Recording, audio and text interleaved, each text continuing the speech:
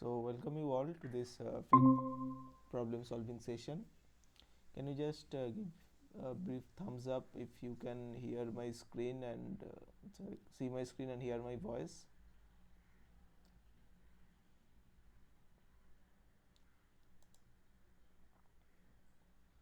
Okay, thank you.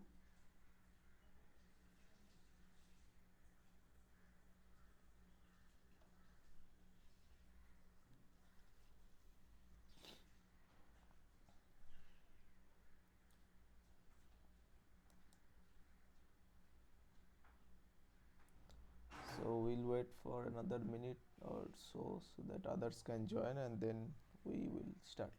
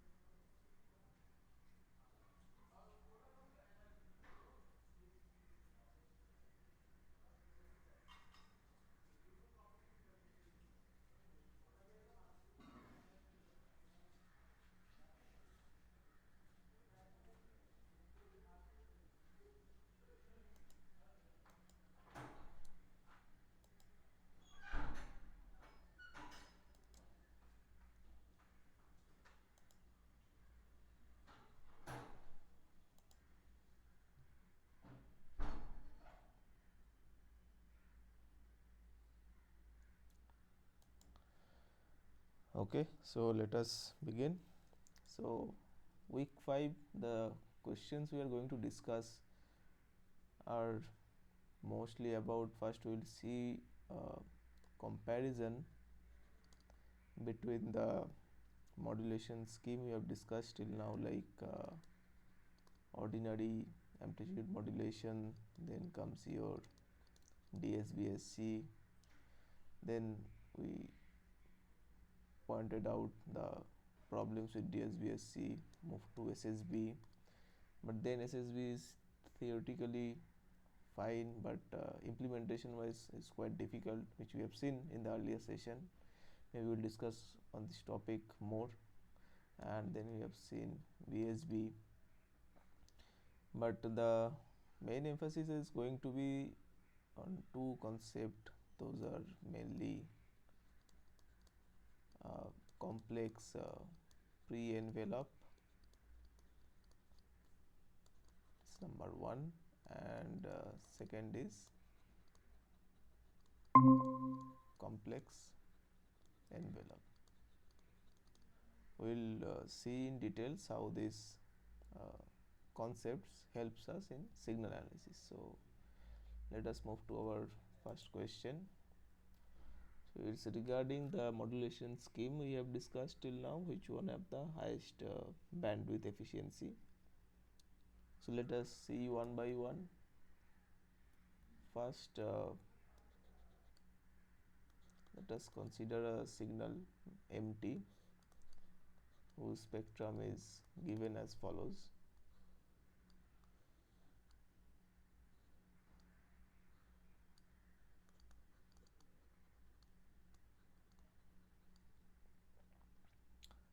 So its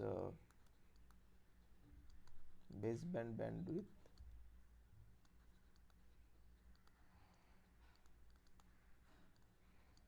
is given as FM, because you know when we talk about baseband we take basically this positive part. Now let us consider the modulation schemes one by one, which are given in the question. So first let us go to ordinary M. Just a minute.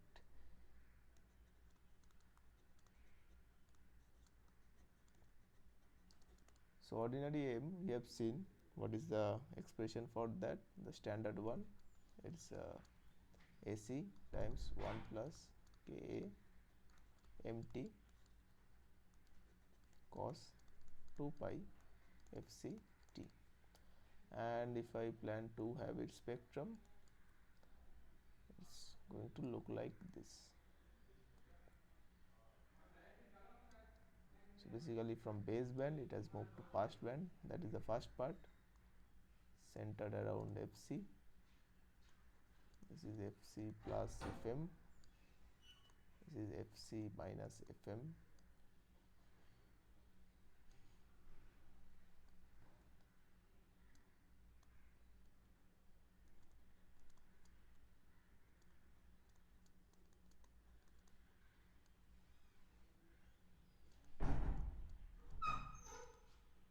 On top of that, we know that in ordinary M you also send the carrier along with you, carrier along with the signal, and the carrier is sent like a spike at Fc. So it's like this. This is the spectrum corresponds to carrier alone. So this is what we get in ordinary M. So what is the bandwidth resource we have to spend here? So since it moves to pass band, it's no longer centered around zero frequency. The bandwidth requirement is this, that is 2fm. Let us move to our third scheme here, that is DSBSC.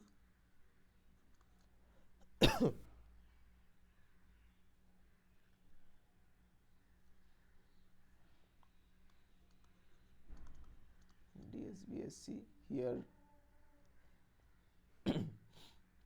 we know that the carrier is being suppressed, so only thing you transmit is this.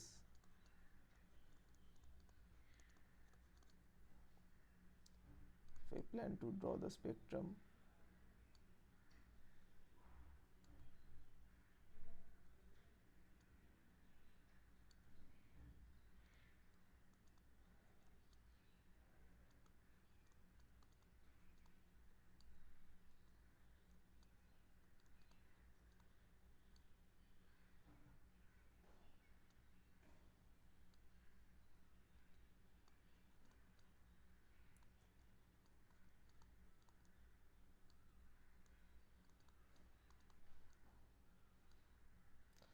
so the only difference with ordinary M is that carrier part is suppressed. So these spikes which appears in ordinary M, you are not going to see them here.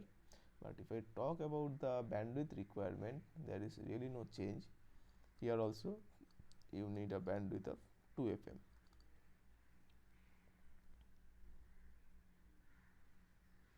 So both ordinary M and DSBSC, if we look at the bandwidth requirement perspective, they are identical, only from in terms of the bandwidth they require.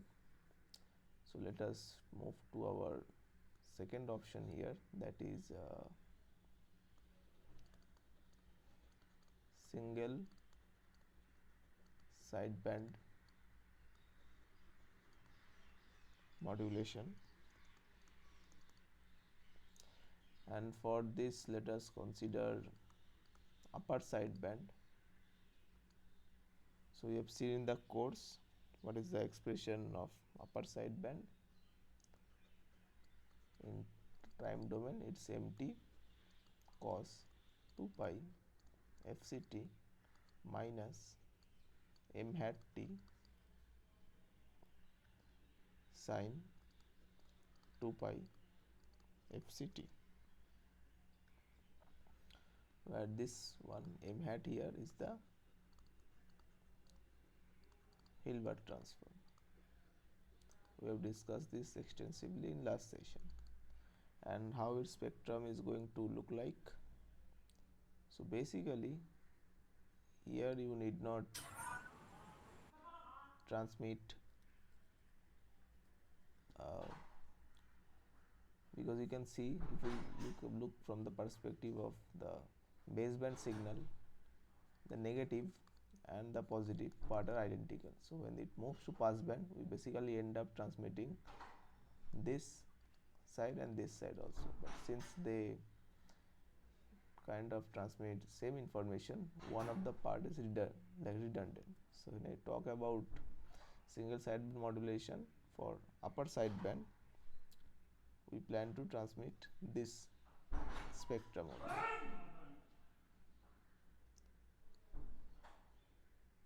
So this one here is Fc, this one here is Fc plus Fm, this one here minus Fc, and this one here is minus Fc minus Fm. So here our bandwidth requirement is Fm.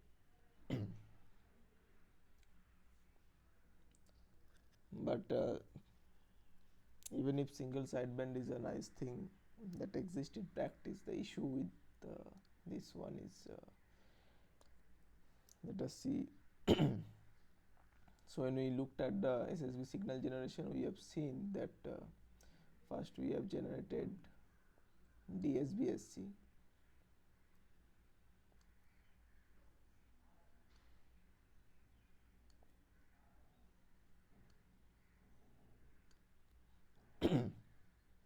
so we have DSBSC first, and then we do something called frequency discrimination. You can just intuitively call it filtering only. So if I talk about upper sideband, we are going to use a filter of this kind. Let me use a different ink color to show that. So if I create the DSBSC signal and then pass it through a filter which has a characteristics like this, then what will happen? This filter is going to suppress, this high pass filter is going to suppress anything that falls in this region, including this lower sideband side, and going to pass whatever the high frequency content is. So this ideally should lead to your upper sideband modulation. But the thing is,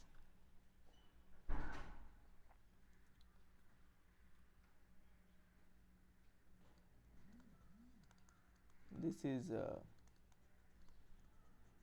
ideal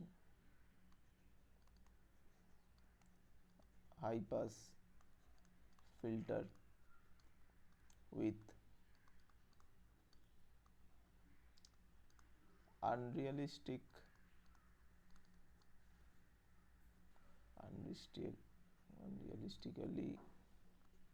sharp cutoff nature. So even if it's possible in theory to have such a cutoff filter, in practical implementation it is almost impossible to design that. So what in practice you will end up seeing is something of this sort. Let me introduce, so let me just point out here that this one here is ideal. In practice you will get something of this sort. So this transition where you are seeing that it transition from 0 level to 1 level is immediate, so that is not possible. You get something like this.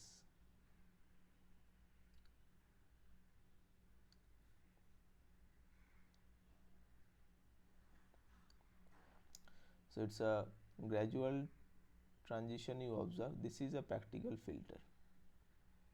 See, from this point onwards it has no issue, but this transition from 0 to 1, that is happening almost immediately at ideal case, is not going to happen in practical filter. In practical filter has a more smooth transition ratio like this.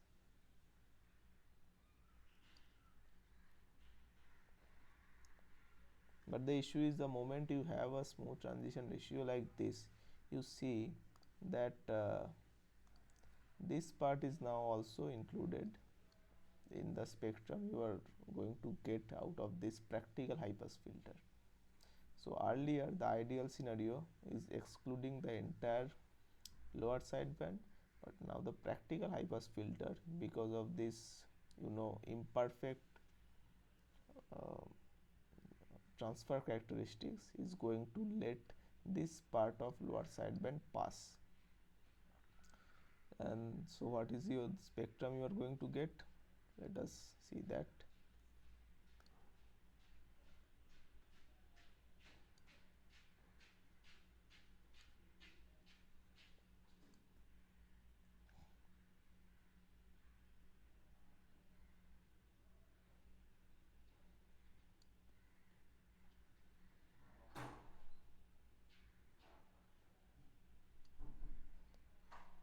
So this is FC here.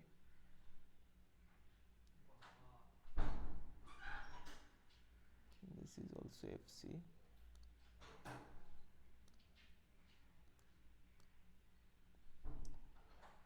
This is FC plus FM. This is FC minus FB. FB. What FB is, I'll come to that in a minute. This is minus FC. This is minus FC plus FB. This is minus FC minus FM. So this bandwidth is actually what I am calling FB. This part. This is nothing but our fourth option here, vestigial sideband modulation. So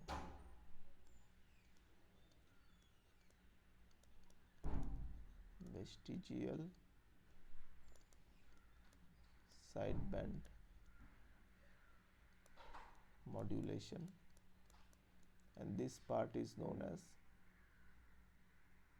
this part here, this undesired part is our vestige band. So you see, in vestigial sideband modulation, your effective bandwidth comes out to be FM plus FV, and FV part comes from the imperfect filter characteristics of practical filter. So let us now write down the bandwidth requirement of modulation schemes. So if you have modulation scheme here, and here we have bandwidth requirement.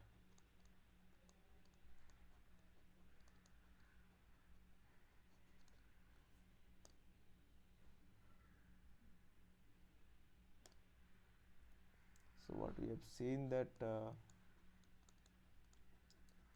ordinary AM has bandwidth requirement of 2 FM. Second one is single sideband modulation, that has bandwidth requirement of FM if we able to generate the ideal SSB.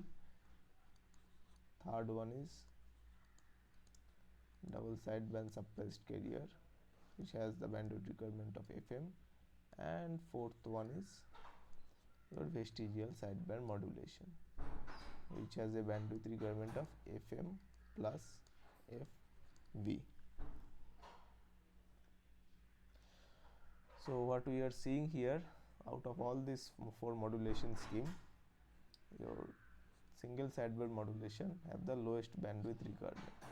And basically, if I talk about efficiency, efficiency is all about transmitting the same amount of information in the least amount of resources. So since SSB required the least bandwidth, so in terms of efficiency, SSB is the highest. So let us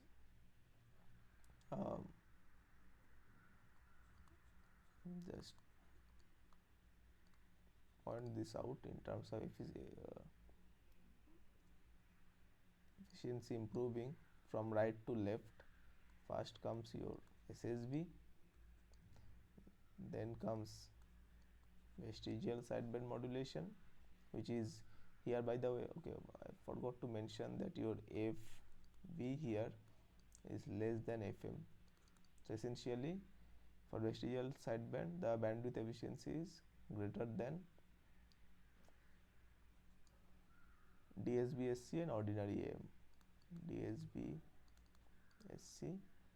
and ordinary AM. Last two have identical bandwidth efficiency. SSB is the highest, and then comes vestigial sideband. So to answer this question, the second one.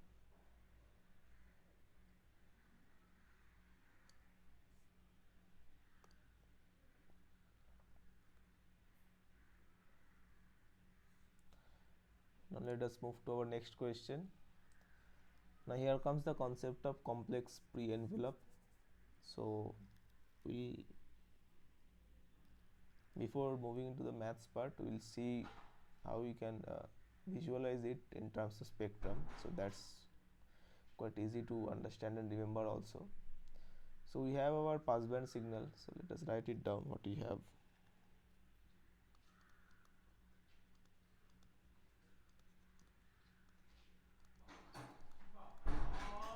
You have passband signal xt,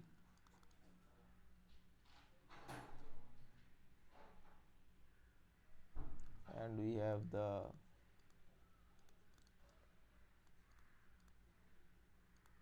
Hilbert transformed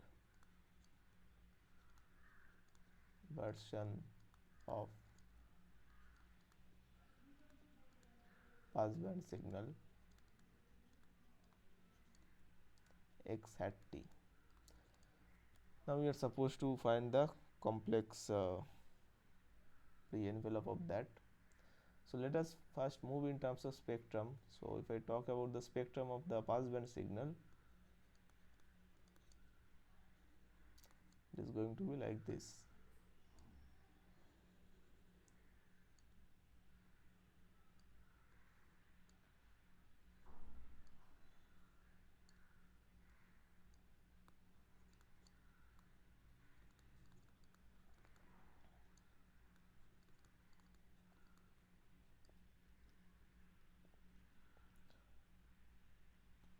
And let us call it xf here. So what is the spectrum of x hat t is going to be? We have seen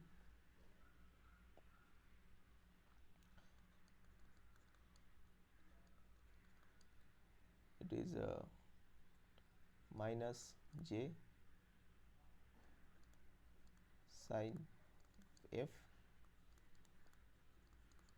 xf. So this one here, by the way, is the spectrum of xf. What is the spectrum of this one? Let us just see once. So this is the positive part. Let us this is the negative frequency quadrant, and this is positive frequency quadrant. So in positive part, sine of f is 1 and amplitude is minus j.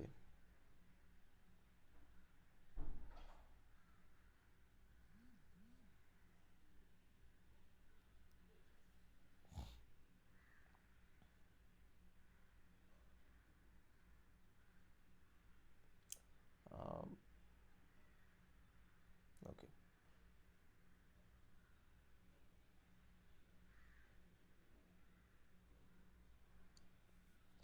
So let's just make one thing clear. This amplitude here is, I am assuming 1 without loss of generality. Now it's become minus j. I know it's a bit odd to without flipping, how can I write minus j, but let us just go with that flow that this height earlier was 1, now it's minus j. And about this the sign here in the negative frequency component is minus 1, so it's minus 1 times minus j. that is J only, so amplitude here is becoming J.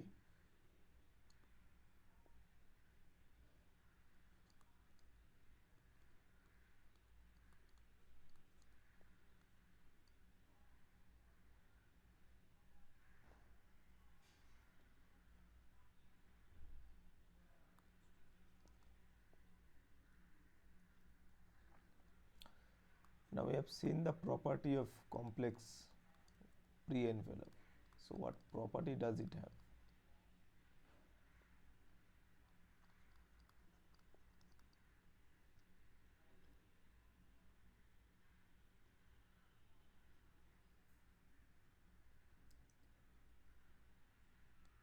This one only has spectrum at positive frequency domain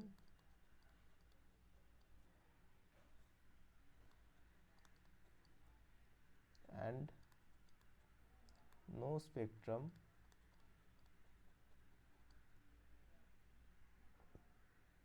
for negative frequency domain.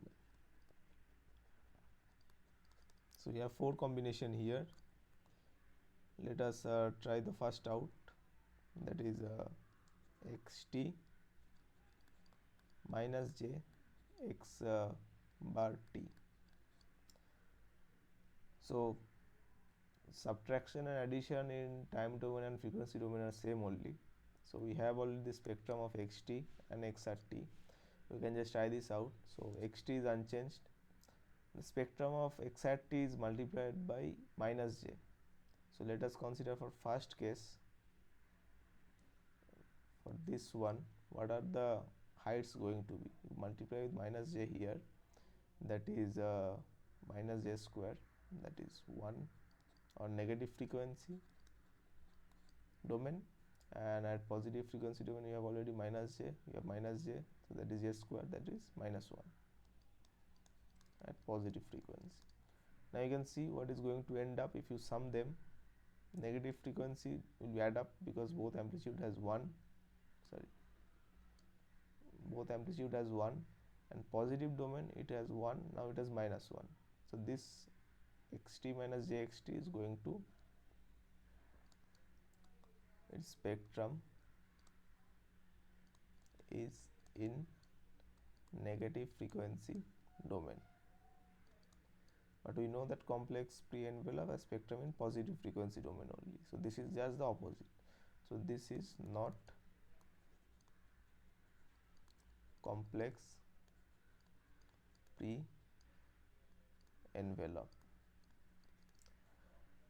Let us look about second option here. This one is first here. Second one is xt plus x at t. But then again, that means straightforward addition of both the spectrum. So in negative domain you will end up with 1 plus j and 1 minus j in positive domain. So you can see that the spectrum in negative frequency domain doesn't go to 0 here. So this one is also not complex pre-envelope.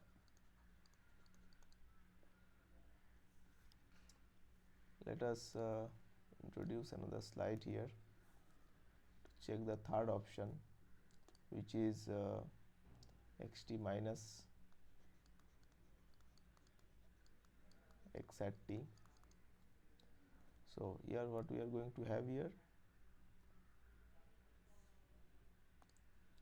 1 minus j for positive frequency domain and 1 plus j, sorry, this one negative frequency domain, this one positive frequency domain.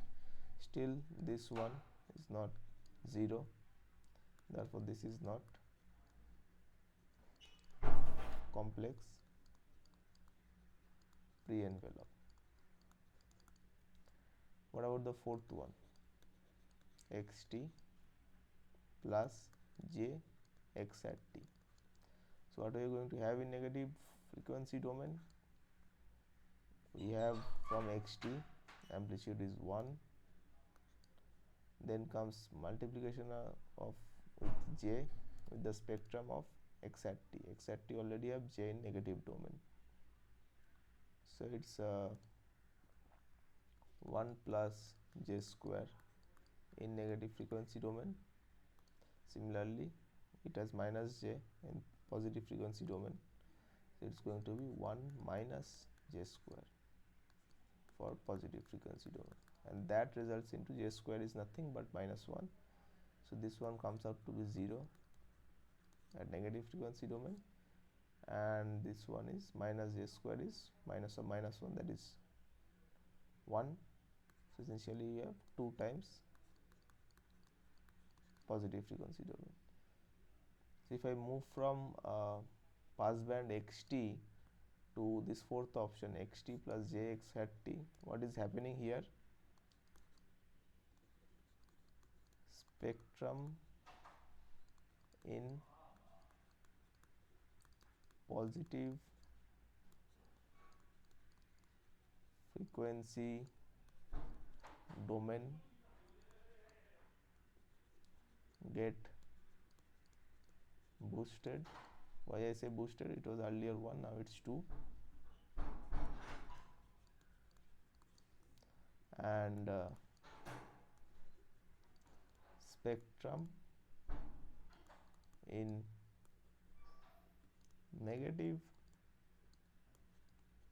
frequency domain vanishes. So basically for this particular signal xt plus j x at t, the positive frequency domain spectrum reinforces each other. It's kind of a resonance, and boost the positive frequency domain spectrum, whereas their negative frequency domain versions cancel each other out. So for a passband signal xt, always remember xt plus j x hat t, where x hat is a Hilbert transform, is your complex pre-envelope.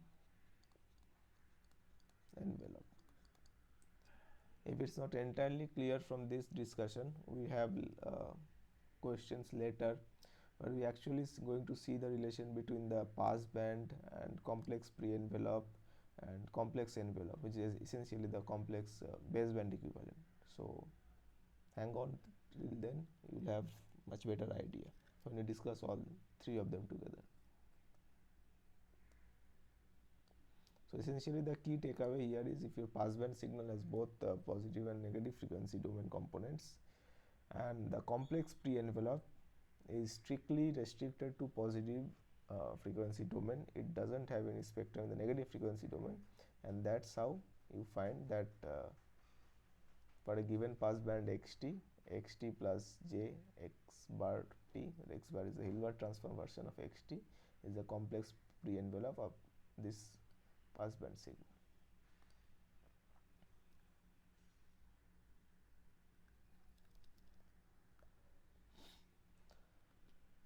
Now this is a similar concept only, but let me explain this thing again so that it becomes clear.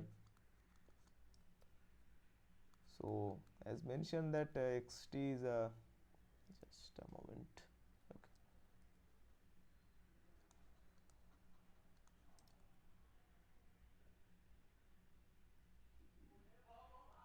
We have xt as passband signal with the spectrum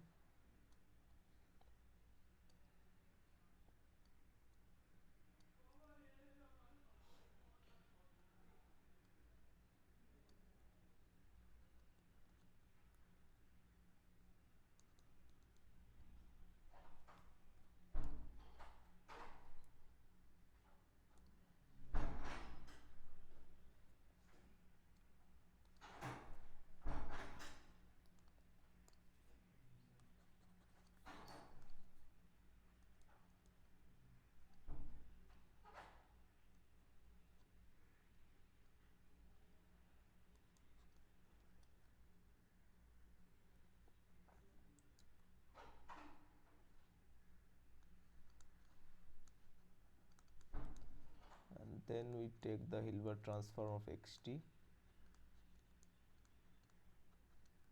to get x hat of t. So if this is xf here, our x hat of f is going to be minus j sin f xf.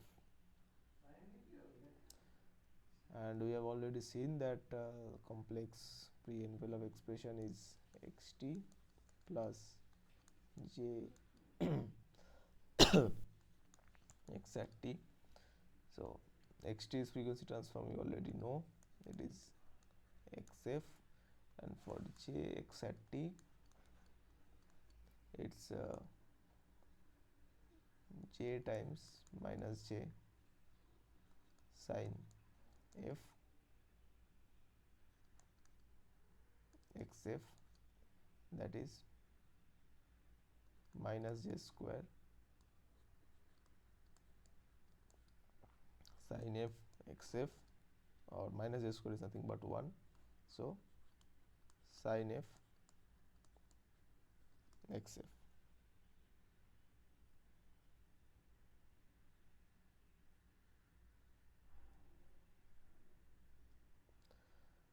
So if I plan to draw the spectrum of sin f xf, it's this.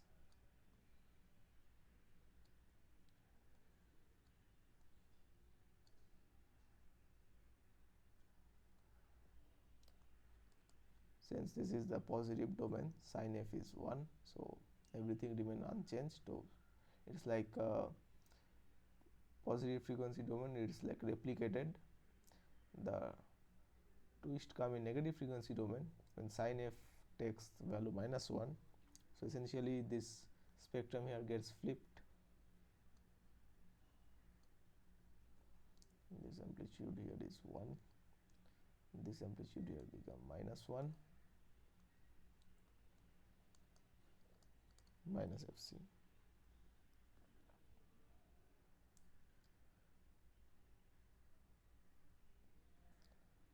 So when you basically add these two up,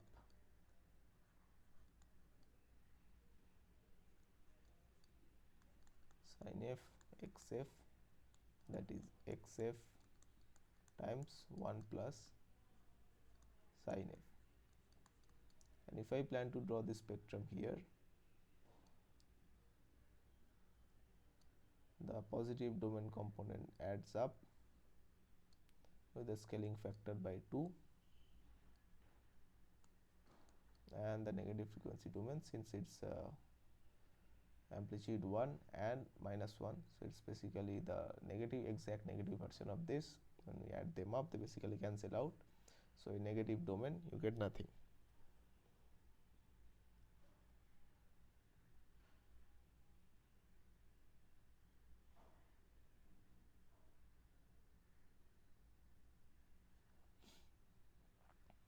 So that is about the visual part. So since this is our complex pre-envelope, this is its spectrum, so we can write it for different frequency values. So we have xf times 1 plus sin of f. So this takes, let me write it down here, this takes value 2 xf for f positive domain, because then sin f is 1 only, and it takes value for f negative, because in that case sin f takes value 0, sorry, minus 1. Actually there is a error here, this is 0 when it's strictly greater, and for f negative including 0, its value is 0. So our answer is this one here, first one.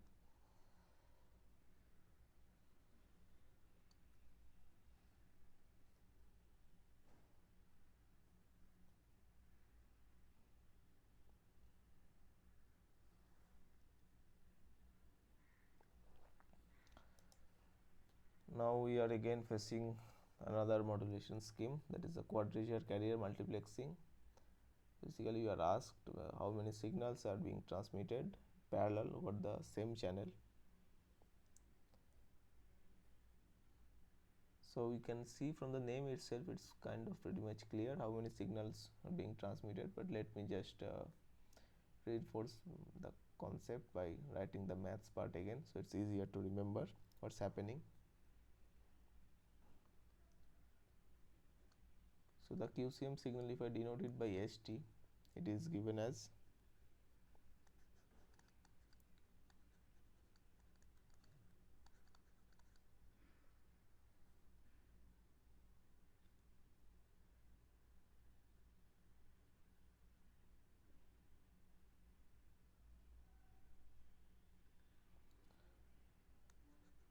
cos 2 pi fct minus AC m q t sin 2 pi fct. So we have already seen that this part here is your quadrature carrier, and this one here is your in phase carrier. So what is unique about quadrature carrier multiplexing compared to the other schemes we have seen till now, be it ordinary M or SSB or DSBSC or vestigial sideband modulation? Here we are making use of two carrier, but we are using the same resource. I mean, here in terms of bandwidth, that is the unique part about quadrature carrier multiplexing, that since these two carriers are orthogonal to each other, you can actually transmit multiple signals. What is the number? We'll come to that. But here you can transmit both MIT and MQT, two distinct signal over to this carrier. How so? So let us look at the math. So we see that this is our in phase carrier here, and if I shift this carrier phase by pi by 2, what I end up getting is the quadrature carrier. And this particular property is influential because when I try to send them, what essentially is going to happening is there is a multiplication between them,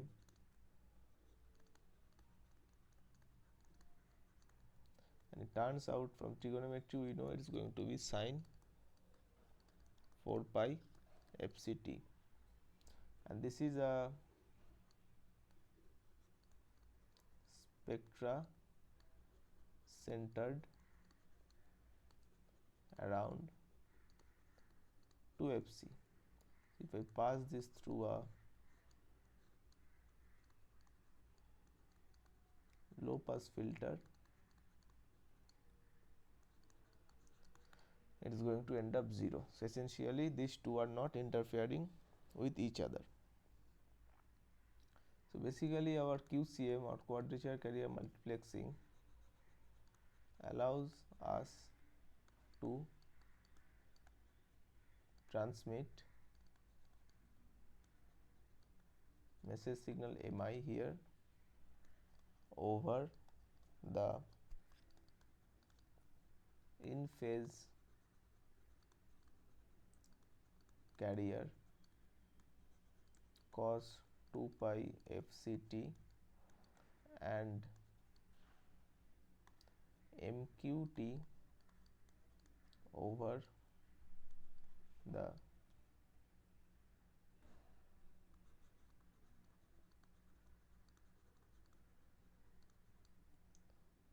quadrature carrier sin 2 pi fct over the same bandwidth as the carriers do not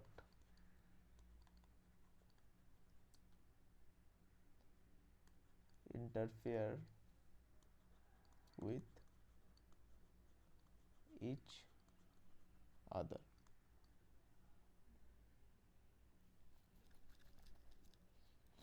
Basically, how can you prove that? So essentially you transmitted ST, that is okay.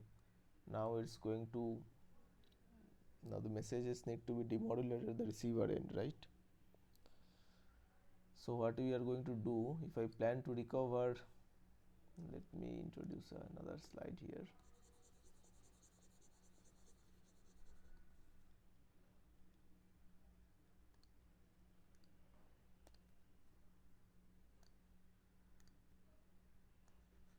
So given ST is transmitted, MI and MQ need to be recovered, or in more sophisticated terms, demodulated. So what I am going to do for recover of MT, so let me write it down. Recovery of MIT here.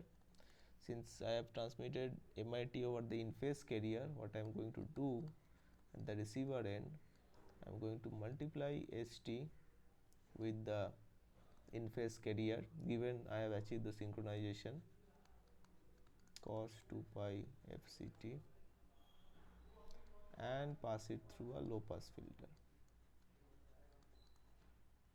So what I am going to get here, so for that let us write the ST expression again. Let us forget about that AC part, the carrier is just a scaling part. So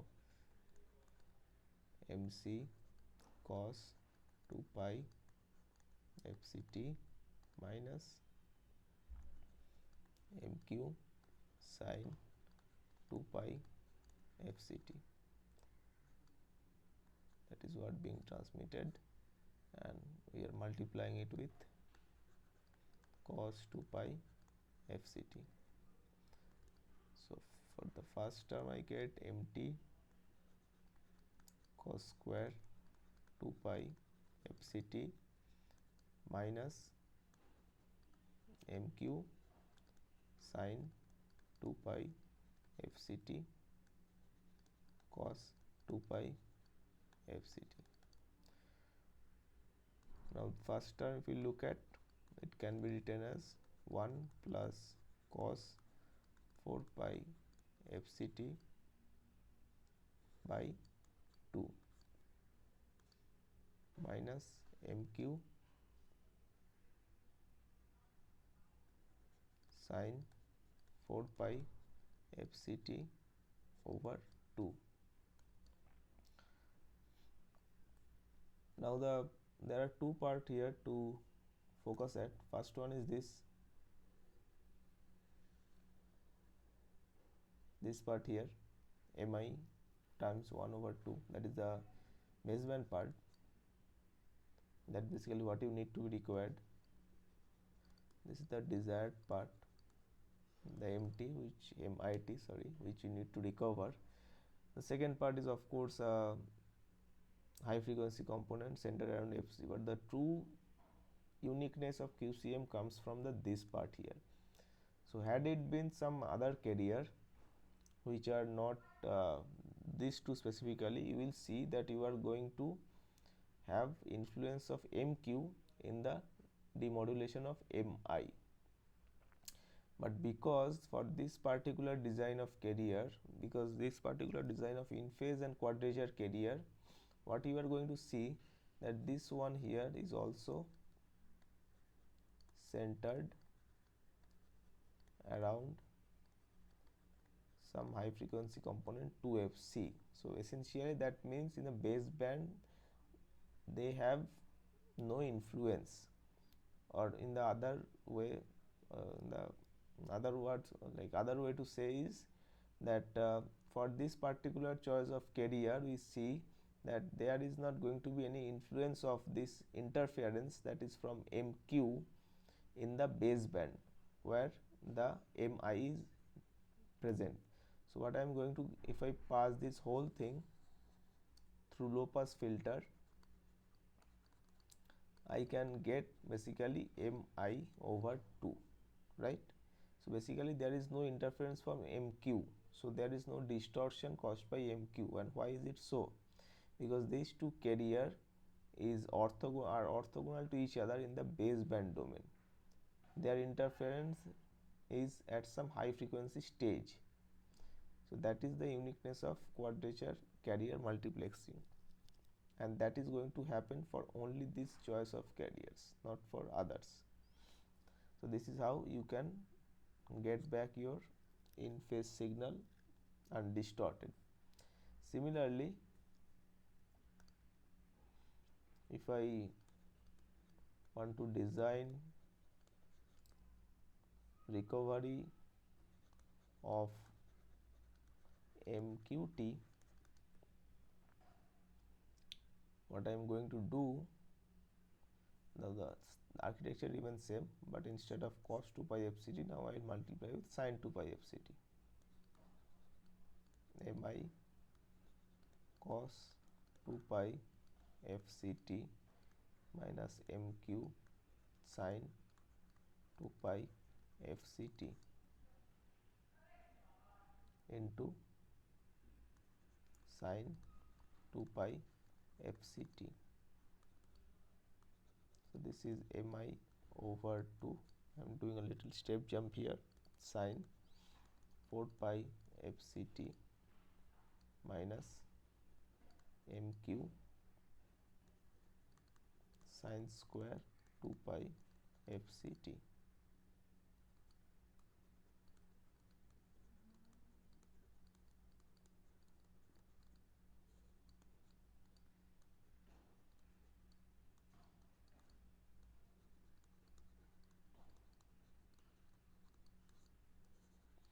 So again we can see here, in ideal scenario, if I plan to recover MQ, there should be interference for MI, but just because for this particular choice of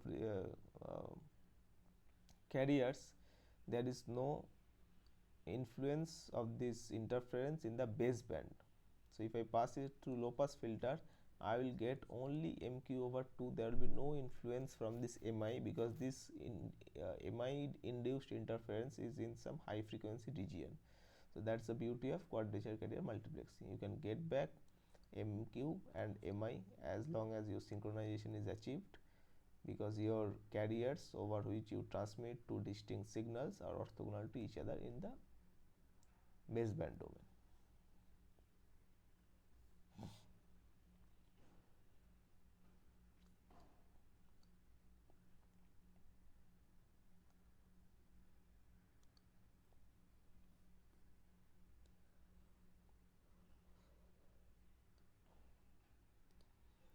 So let us move to our next question. So we are given a quadrature carrier multiplexing signal cos 2000 pi t cos 10 to the power 5 pi t plus sin 2000 pi t sin 10 to the power 5 pi t. So what should be the complex envelope corresponds to this QCM signal? Okay. So let us write down the signal first. Next is given as cos 2000 pi t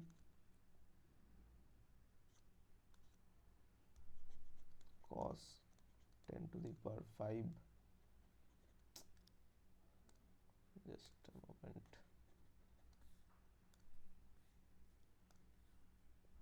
10 to the power 5 pi t plus sin 2000 pi t sin 10 to the power 5 pi t.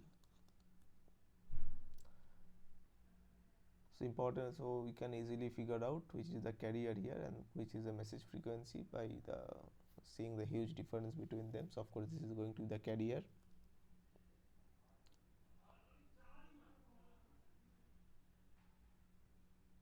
So if I compare it with the standard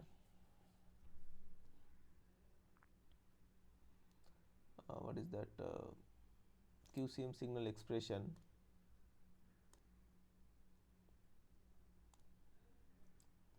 that is let us consider the message signal as xqt, that is xqt cos 2 pi fct minus sorry it's not xqt here, it's xi minus xqt sin 2 pi fct. We will see here that xi here is cos 2000 pi t and xq here is minus sin 2000 pi t. So this is our in phase signal, this is our quadrature signal.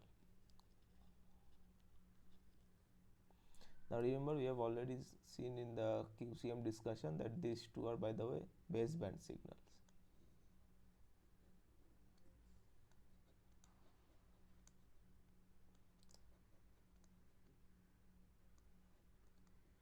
And QCM itself is, of course, a passband signal that is being transmitted. That's why we are supposed to find the complex envelope corresponding to that.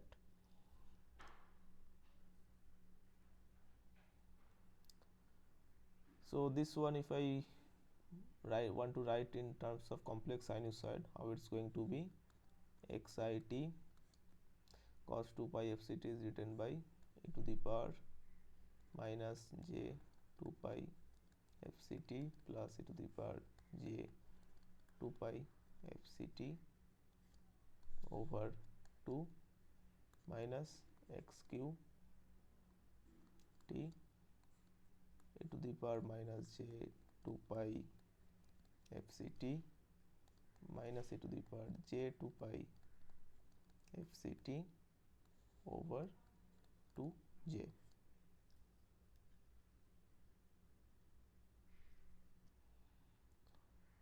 So if I take the sinusoids common, what I am going to get is e to the power minus j 2 pi fct over 2 is given as xit minus xqt over 2j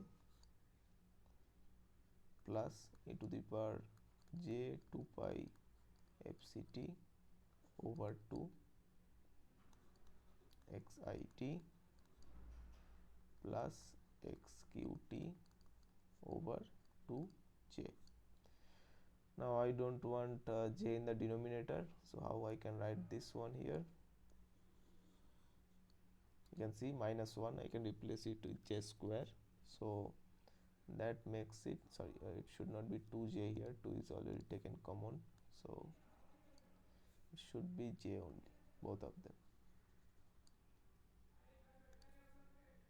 This one is j, this one is j. So this is going to be xit minus 1 is j square divided by j, that is plus j xqt, and this part similarly is going to be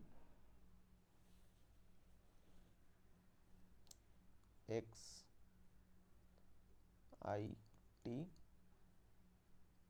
plus 1 means minus j square, so it is minus j xqt. Now the reason I wanted to write the QCM in this form, to just show that let me just insert another slide to show what I wanted to explain here. So our QCM signal we have written as e to the power minus j 2 pi fct xit plus j xqt over 2 plus e to the power j 2 pi fct xit minus j xqt over 2.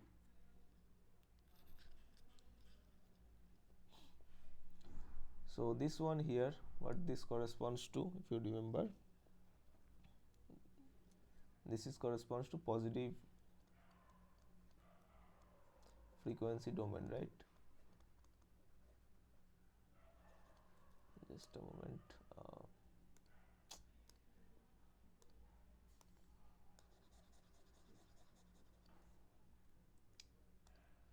This is positive frequency domain because e to the power minus j 2 pi fct basically takes the signal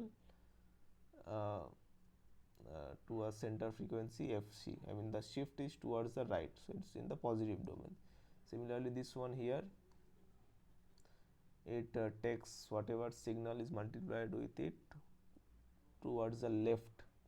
Preferably it's going to be centered around minus fc if the original signal is around 0.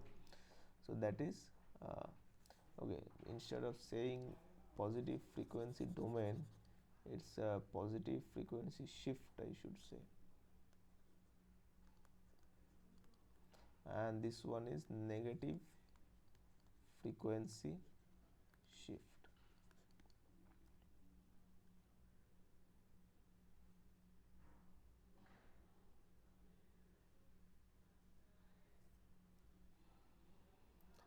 So can we draw some analogy from here? So we can see, if I consider this signal like baseband for a moment, we can see this is a QCM. So that is basically a passband signal, right? That is transmitted over real channel. So this is a passband signal. Spectrum we know ideally be something like this.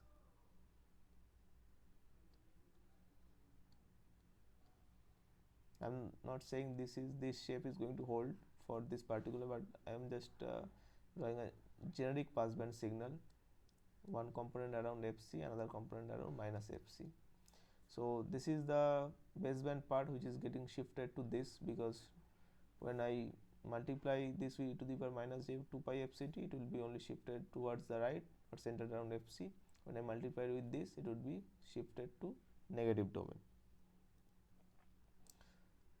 So then if I talk about complex pre-envelope, we have already seen what it means to. It means if I have a passband signal, if I want to find the corresponding complex pre-envelope, what is the thing? So basically the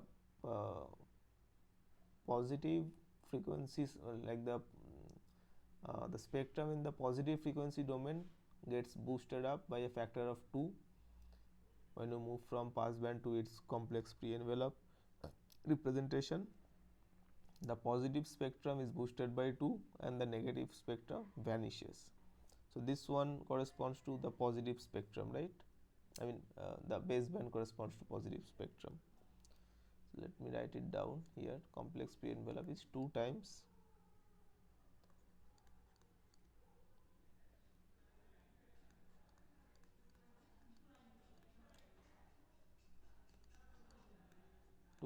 positive frequency domain signal. So I can ignore the this part completely, and what I will have, this is our, so let me just highlight, this is my positive frequency domain signal I am talking about. So multiply with 2, this and this part go away, so we are left with xit plus j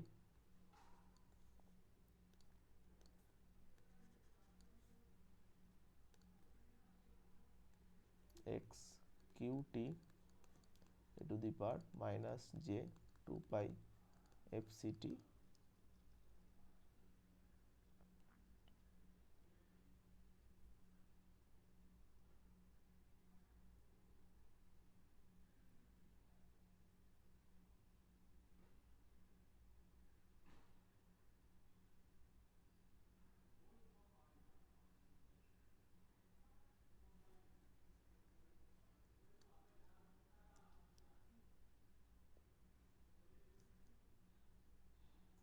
So this is what we call the complex pre-envelope, that we denote as xp of t.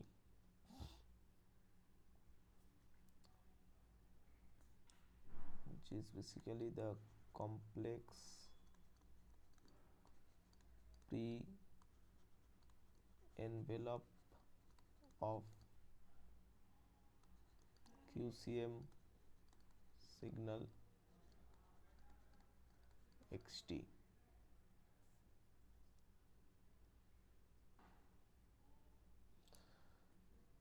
So here we insert the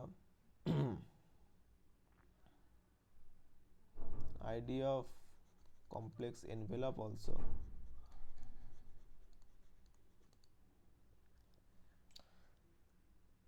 Which I denote as x tilde of t.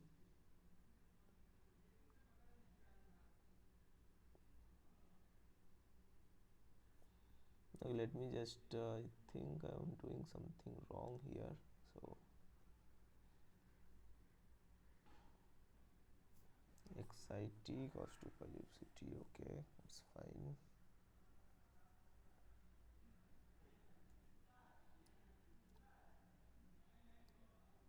It's minus here, so okay.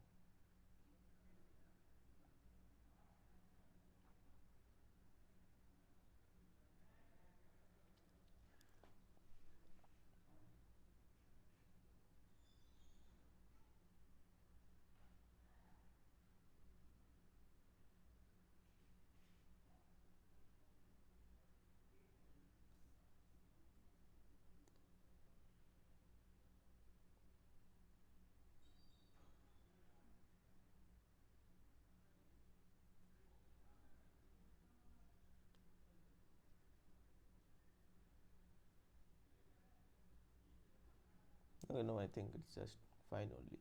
So we have this complex envelope x bar of t, and how it is given? It is said it is your complex pre-envelope xpt times e to the power j 2 pi fct. If I put the value of xp here, that is xit plus j xqt a to the power minus j 2 pi fct times e to the power j 2 pi fct. So essentially these two cancels out and we are left with this xit plus j xqt. So we have our QCM signal original, that is xt, which has two parts, xit in phase signal and xqt quadrature signal, and we obtained that the complex pre-envelope is given as xit plus j xqt times e to the power minus j 2 pi fct, and the complex envelope is the complex pre-envelope times e to the power j 2 pi fct, which gives me this signal. Remember, we earlier talked about that these two in phase signal and quadrature are baseband components, right? Essentially we can see here there is no carrier frequency or high frequency content, so this is the baseband, right? And this one is complex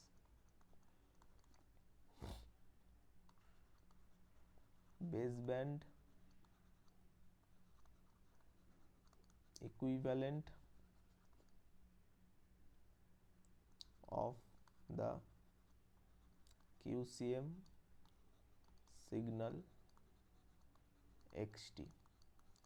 So you know what is the standard form of xt, that is just a minute, okay, xit cos 2 pi fct minus xqt sin 2 pi fct, and this one here xit plus j xqt is the complex baseband equivalent of the QCM signal here.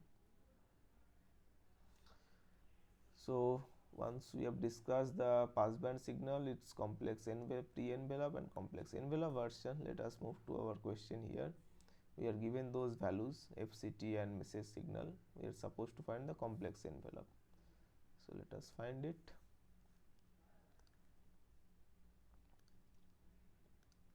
Let me bring in a new slide here.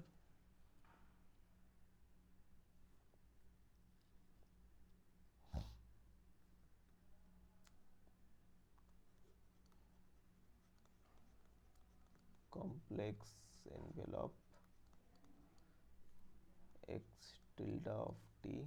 You have seen it's given as xit plus jxqt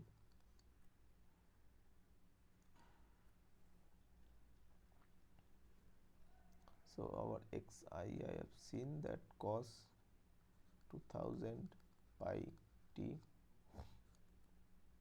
plus j xq you have seen minus sine 2000 pi t, so it's minus j sine 2000 pi t. Now this I can also write as, since cos of minus x is nothing but cos of x, so let us write it as cos minus 2000 pi t plus j sine minus 2000 pi t, because sine of minus s is minus sine x. So this, if I plan to write in terms of complex sinusoid, cos of x plus j sine x, it is e to the power jx, right? E to the power minus j 2000 pi t is our complex envelope.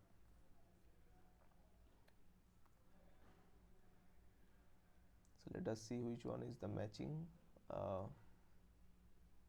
here. E to the power minus j 2000 pi t, second one.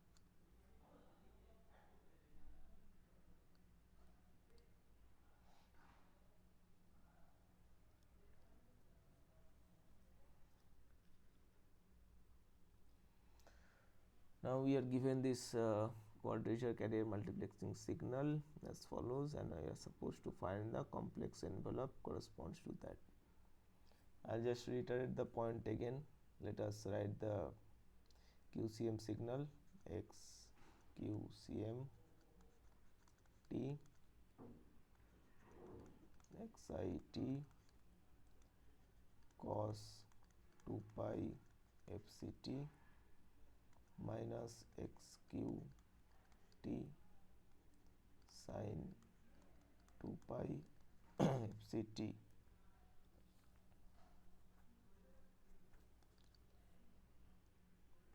Write it as in terms of complex sinusoid.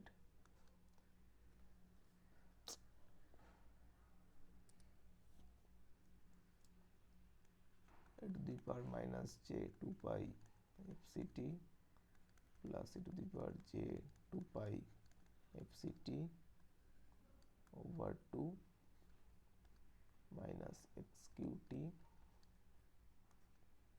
e to the power minus j 2 pi fct minus e to the power j 2 pi fct over 2.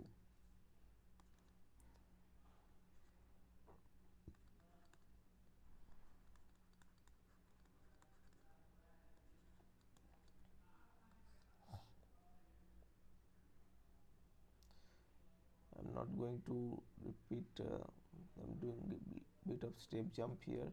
We are obtaining xit plus j xq of t.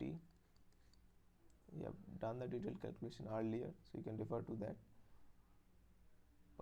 Plus e to the power j 2 pi fct over 2 xit minus j xq t.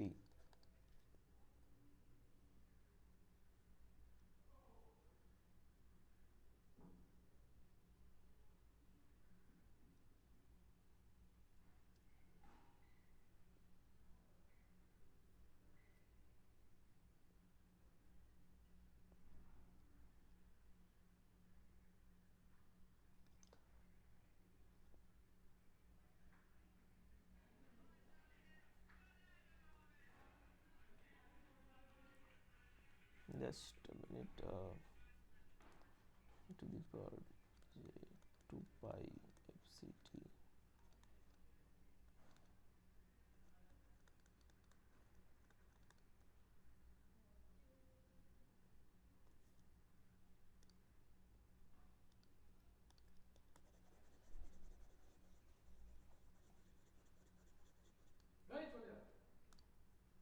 to the power minus e to the power minus jx.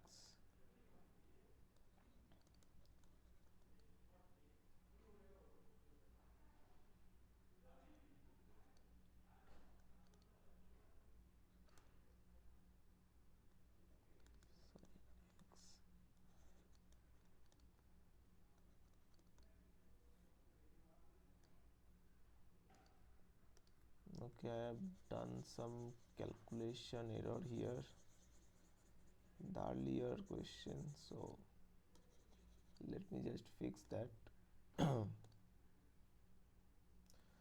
So here I have written sine 2 pi fct as this, but this was a sign mistake. It should be to the power j 2 pi. Let me just fix it.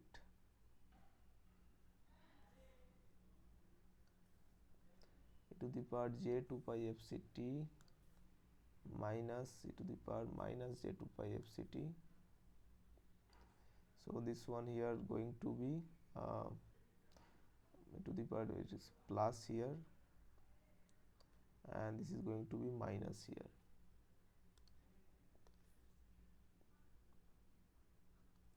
This one here is going to be minus, and therefore there will be sign change here also.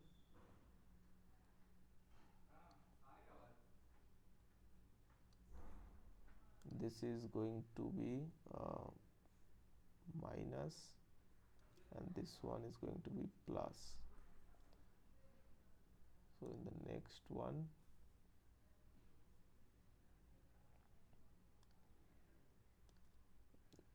it should be j 2 pi fct here, and this one should be minus here. So this one, sorry about that, I mistake it earlier. So it's e to the power minus j 2 pi fct. Basically it's shifting to a negative frequency shift, and this one here is e to the power j 2 pi fct, so you are doing a positive frequency shift. So essentially sorry about this mistake, just be careful that there won't be any e to the power j 2 pi fct corresponds to positive frequency shift, not e to the power minus j 2 pi fct. Similarly this one here corresponds to negative frequency shift. So you can see that complex pre-envelope is kind of having this expression here. This is, you can consider some sort of baseband signal that is multiplied with this carrier, which takes it to the higher frequency. And when it comes to complex envelope, it's not multiplied with the complex pre-envelope with e to the power j 2 pi fct, it's minus j 2 pi fct, because complex envelope is about bringing back the complex pre-envelope to the baseband. So when I need to bring it back, I need to multiply with e to the power minus j 2 pi fct, because when we move from baseband to passband, we multiply with e to the power j 2 pi fct, and when you bring it back to baseband, we need to multiply with e to the power minus j 2 pi fct. The results kind of matches, because I was using the wrong notation here also, but it is actually, the answer will remain same, but the procedure what I was doing was wrong. So it is e to the power minus j, it should be minus here, and it should be positive here. So the answer will remain same, but the procedure is different, in the sense I have made the mistake here. So I'll get this kind of expression where e to the power j 2 pi fct corresponds to positive frequency shift. And since complex envelope is concerned about only the positive frequency spectrum, so this is the part I am interested in. So this is my complex pre-envelope, and when I have to find the complex envelope, if you just remember one thing, if first of all your complex pre-envelope is going to be this part, because this one here is multiplied with e to the power j 2 pi fct. This is the positive frequency, and complex pre-envelope has only positive frequency spectrum, nothing, no negative frequency spectrum. And once you have complex pre-envelope, the way to get complex envelope is that take your pre-envelope and multiply it with e to the power minus j 2 pi fct. so that you get this kind of signal, which is also is the complex baseband equivalent of your passband signal, which is QCM for this particular case. So another thing I need to change is here it should be to the power j2 pi fct minus e to the power minus j2 pi fct. So yes, and this one here is not, and this one here is negative.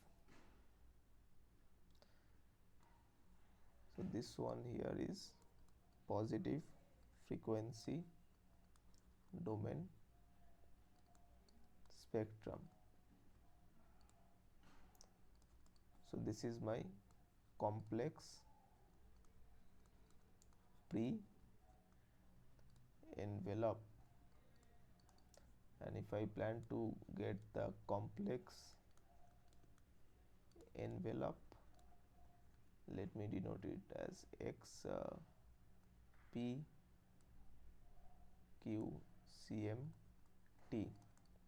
If I plan to get complex envelope, that is x tilde q cm t, I just need to pick the complex pre-envelope x p q cm t and multiply with e to the power minus j 2 pi fc t. By the way, that is complex it's not complex pre-envelope is exactly 2 times of this. Just take that into account. So you get here e to the power j2 by fct and minus j2 by fct cancels each other out, so you are left with xit plus jxqt. That is the this one is the complex envelope. Just be careful, if the question asks for complex pre-envelope, your answer is going to be okay, this is not there, but your answer is going to be xit plus jxqt whole multiplied with e to the power j2 by fct.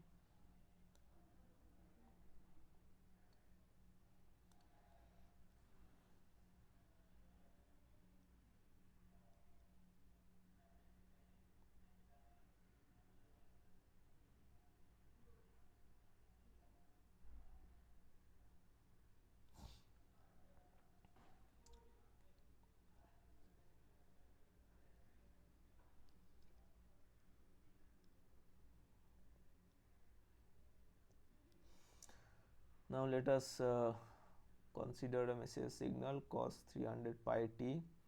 You are supposed to find the expression of SSB modulated signal with upper sideband corresponds to carrier frequency of 18,000 Hz. Sorry, 1800 Hz. So let us write down the standard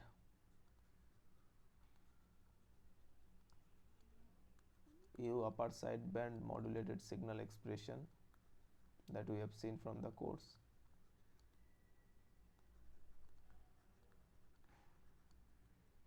It is given as mt cos 2 pi fct minus m hat t Hilbert transform of mt sin 2 pi fct.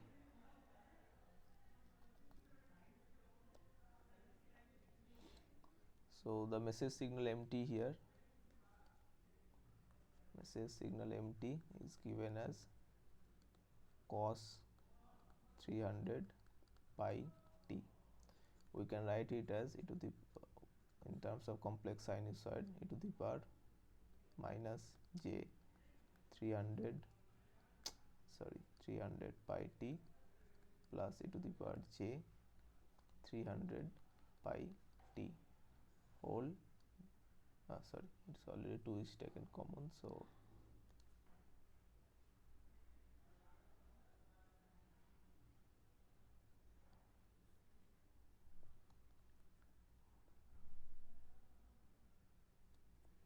if I take the spectrum of it, what I am going to get 1/2 there is going to be two delta function, two spike around 300 pi means 2 pi times 150. So frequency is 150, right? So del f minus 150 and del f plus 150. So the message, since the message frequency is 150, there is going to be two spike at 150 plus 150 and minus 150. Now I am willing to find the Hilbert transform of MT m hat t. I know its spectrum is going to be minus j sine f of mf, right? And this is my mf. So what is minus j sine mf is going to be? First of all, let us consider the sign for these two cases. So this one f minus 150, that corresponds to frequency in the positive domain. So this sign remain unchanged. This one sign changes to minus, right? So it becomes 1 over 2, it's j here, so it's del f minus 150 minus del f plus 150.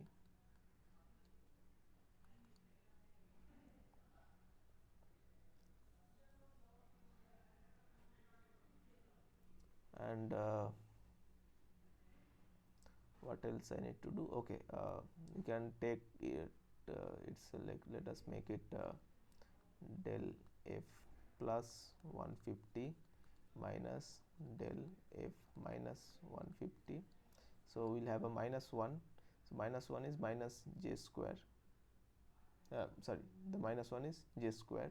So you can take the j square in the denominator, because since it's 1 can be taken in either in the numerator denominator, I can take in the denominator. So it's j over 2j square, that is 1 over 2j.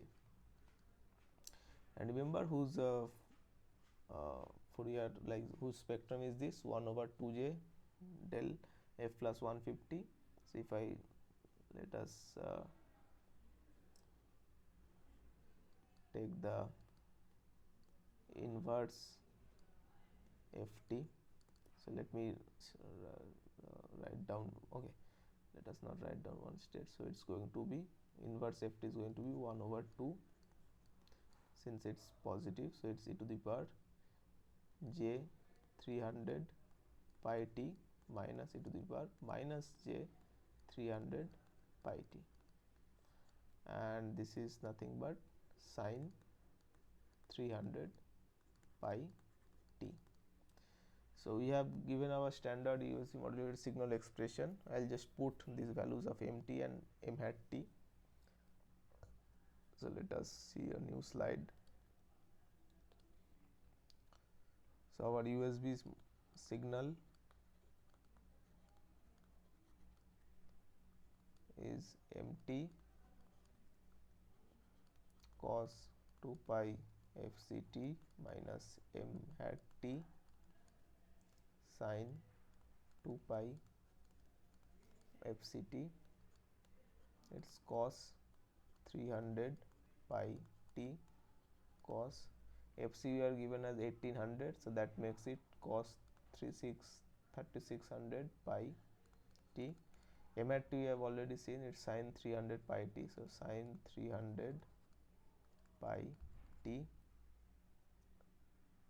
sine 3600 pi t. So it's cos a cos b minus sin a sin b.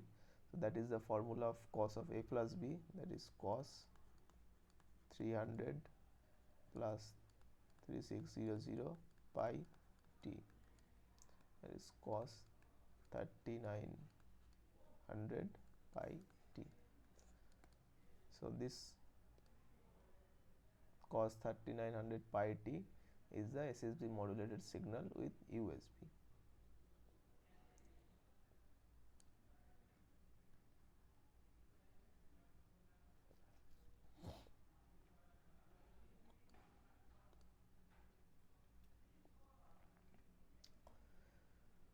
So we are given our SSB modulated signal again.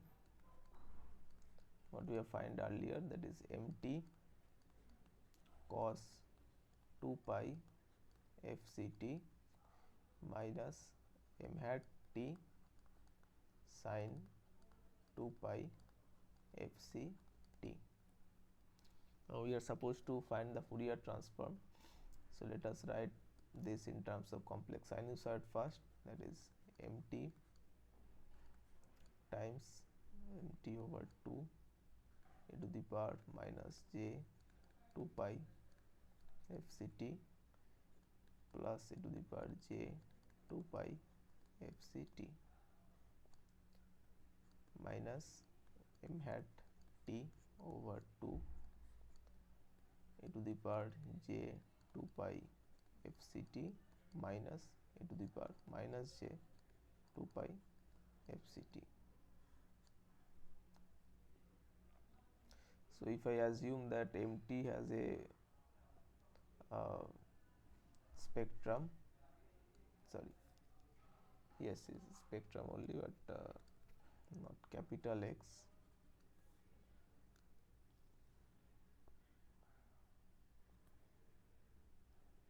If its spectrum is going to be mf and m dash t has a spectrum of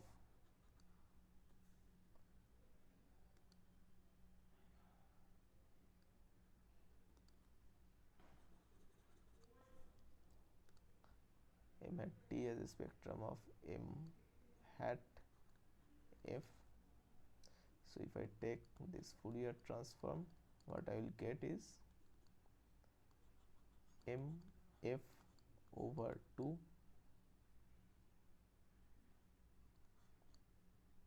del f minus fc plus del f plus fc. Similarly here minus m hat f over 2 del f plus fc minus del f minus fc. Now we know that m hat f is nothing but minus j sin f.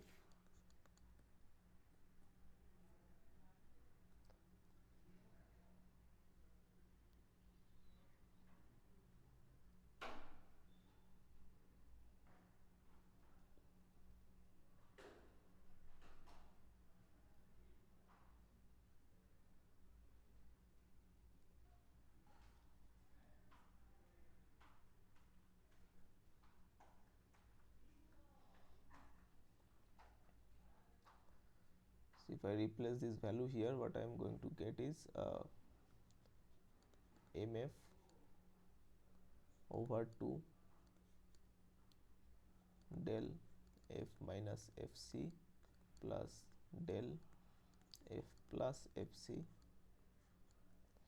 minus of minus j, that is plus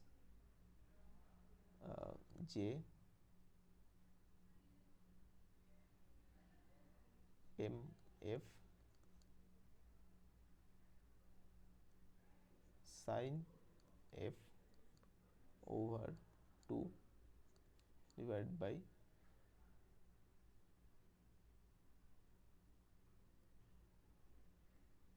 I missed one part, there is another 2j here, that is I missed, so there should be one 2j here, and this is 2j, and we have del f plus fc minus del f minus fc. Just be careful when you do this calculation, so this j cancels out each other. Now interesting thing is how this sin f interacts with them. Now remember del f plus fc, that corresponds to shifting the frequency to left, right, to the negative domain. So how that is going to work? So sin f del f plus fc, so when let's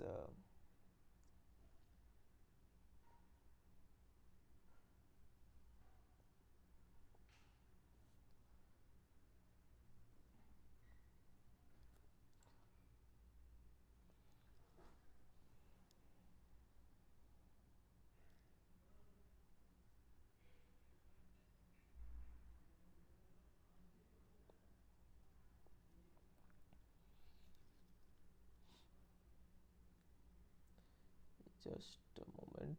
Del f plus fc is a negative, so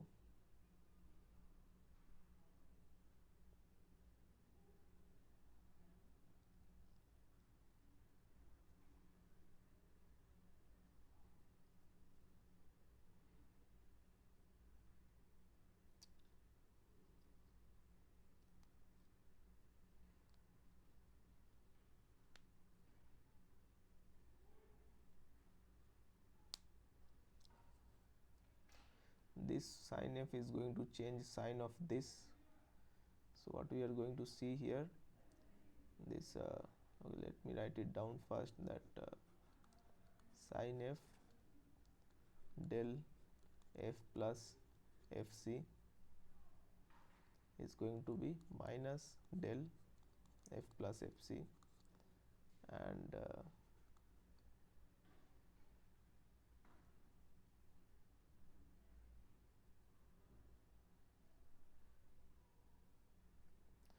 okay, no, sorry, I was making a mistake here.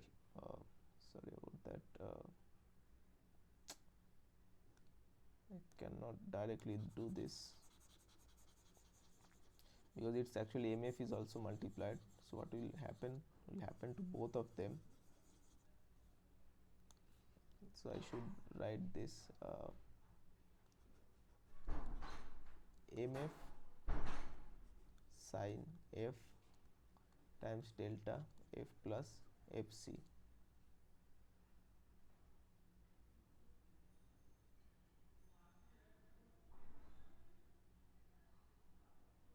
So this one here corresponds to fm f plus fc sin f plus fc.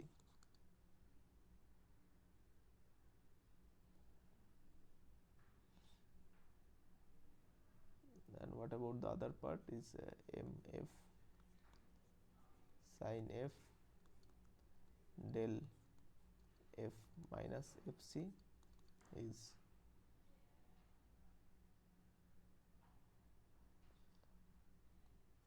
m f minus fc sin f minus fc.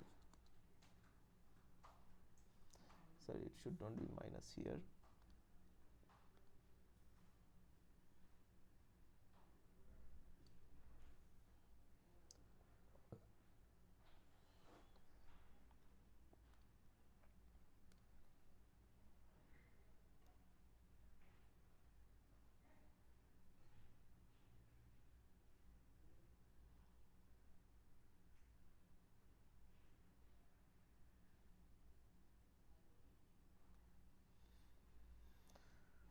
Did I do things correctly? Just let me check once. Empty but t here, okay. Oh, sorry, I missed the negative sign here. It should be negative here. Okay, no, it's not negative, it's positive only. So I think it's fine.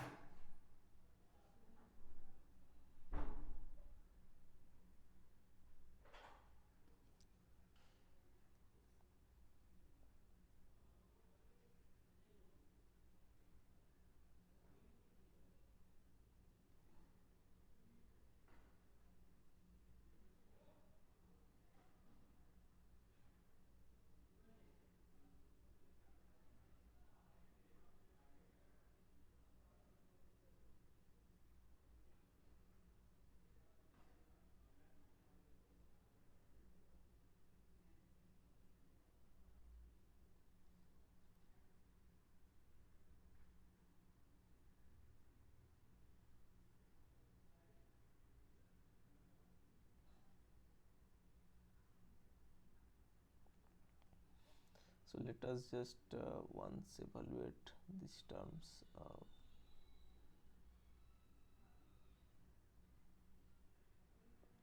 This is minus j sin f, and this one here cancel out.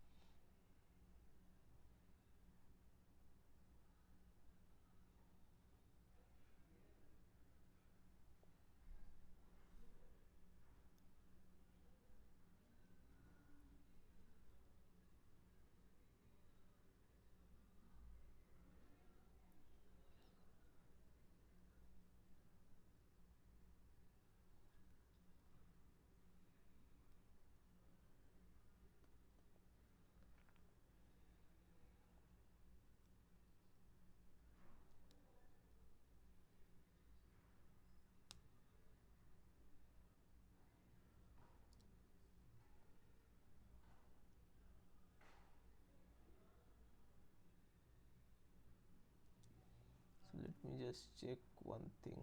The sine f plus fc is going to be uh,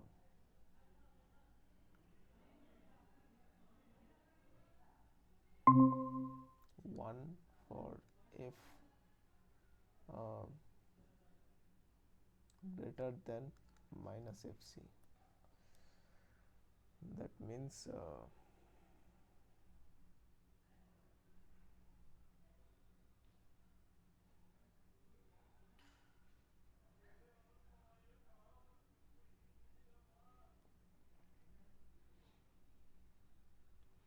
let me just do this calculation in the next page once.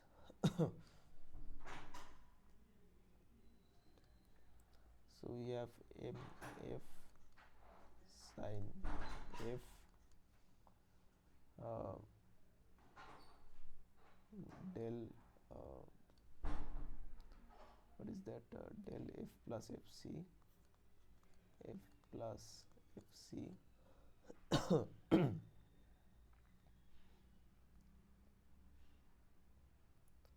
let us talk about mf plus fc here.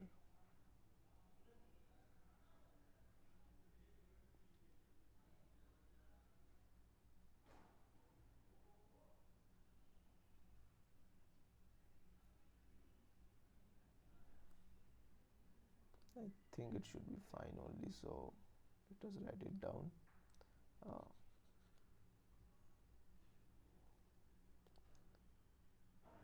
from this one we'll have mf minus fc over plus mf plus fc over 2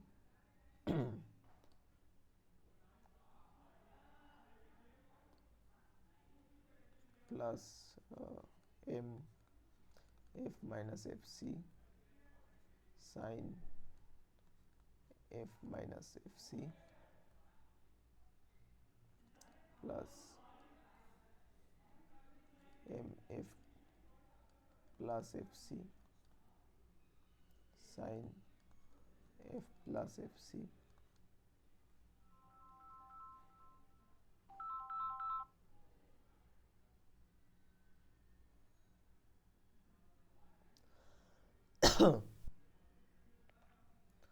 whole divided by 2.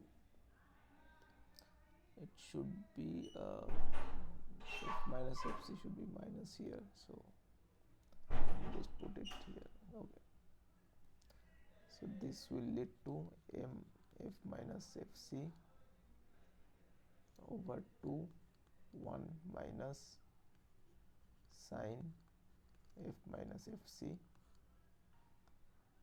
plus m f plus fc over 2 1 plus sine f plus fc.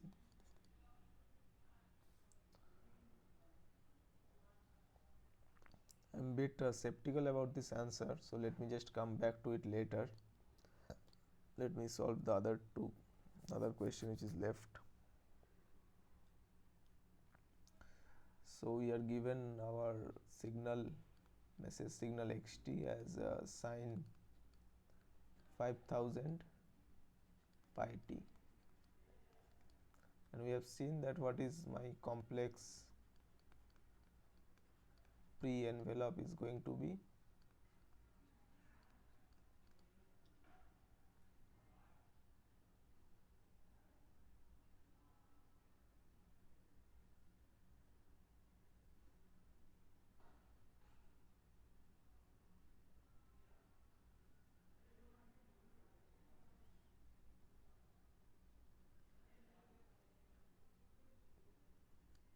for a given passband signal, the complex pre-envelope is going to be xt plus j x hat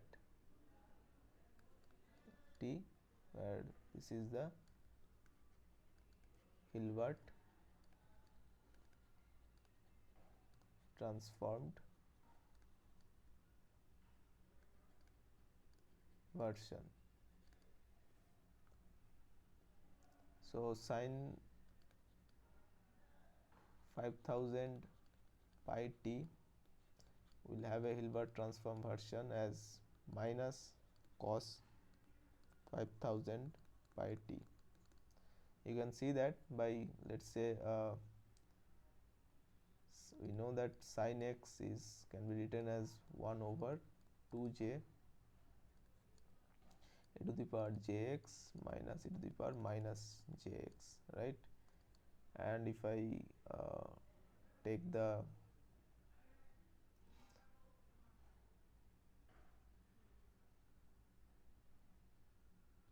if you take the Fourier transform, let's just take 2 pi x here, so it's like j 2 pi x 2 pi fx, so it's let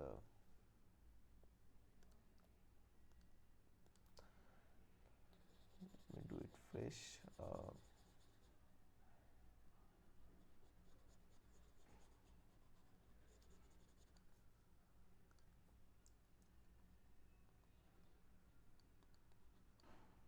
My screen is hanging, so let me just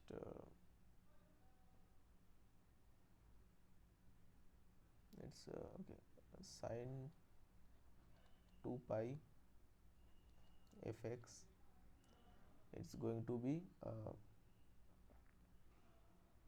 1 over 2j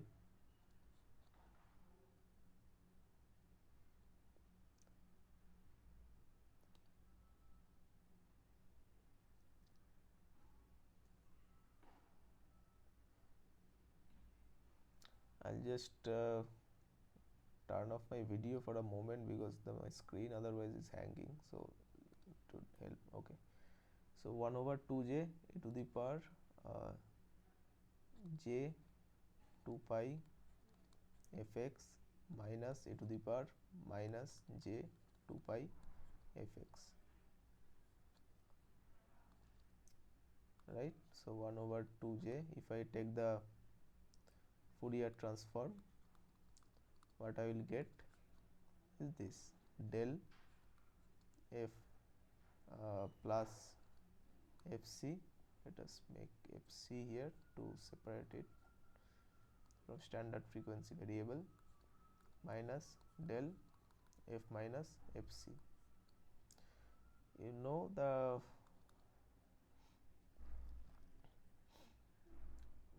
okay, this is a xt we are talking about. This is the Fourier transform. Now for x hat of t, we know that Fourier transform is multiplied by minus j sine f, right? So minus j multiplied here, so we are left with minus 1 over 2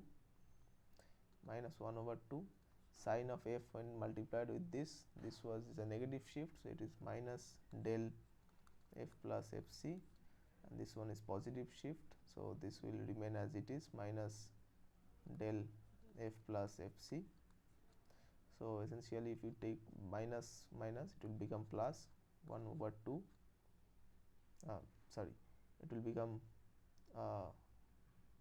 just a moment, minus sine f,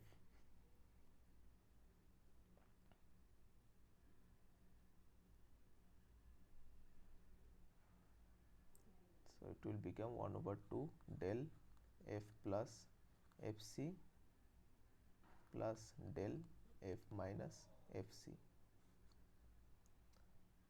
Just confirm, let me confirm once, minus j is here, so 1 over 2j minus j sine f minus remaining 1 over 2 sine f goes inside, changes this sign, so yep, things are fine. So what I will get if I take the inverse Fourier transform, this is nothing but cos of 2 pi fx, essentially it's not minus here, only cos 5000 pi t.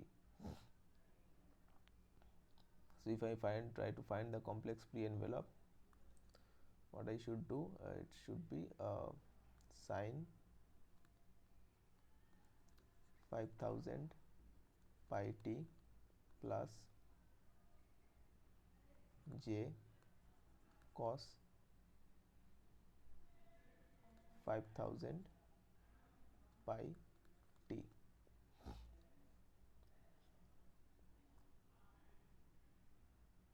Now how I can write that? So I'll use this identity that sin x is cos pi by 2 minus x. So I'll write it here, cos pi by 2 minus 5000 pi t plus j, same apply to sine also, pi by 2 minus 5000 pi t. So that means e to the power j pi 1 over 2 minus 5000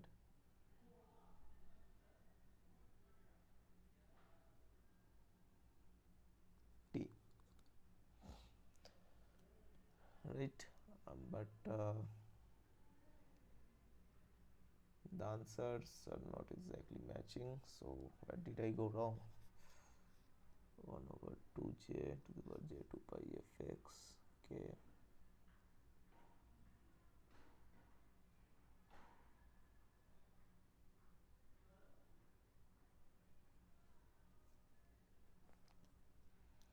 is there anything wrong about Hilbert transform here? So it's fine only.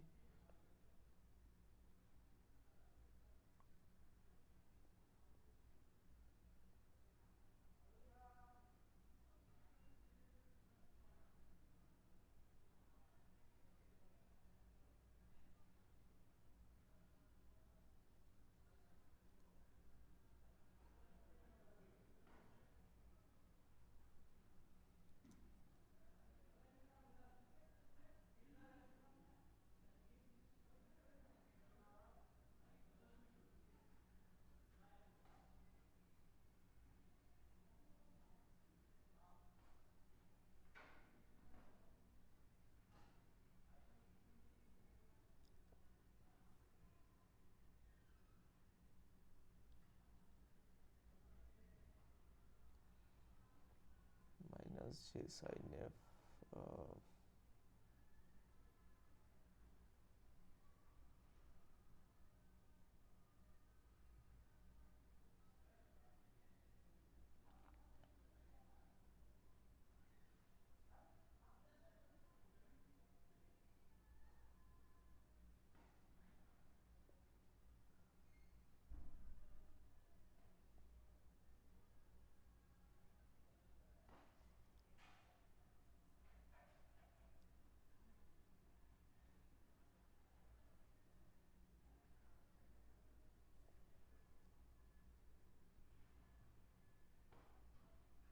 Okay, where did I go wrong?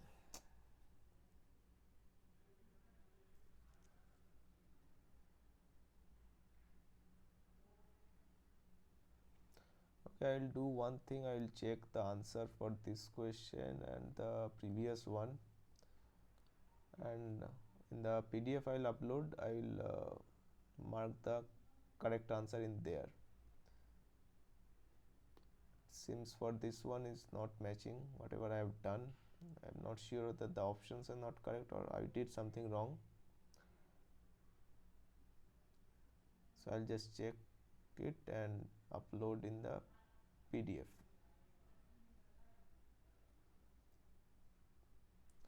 So if you have any questions regarding today's session, you can ask me, or I will conclude this and we can meet next Saturday again.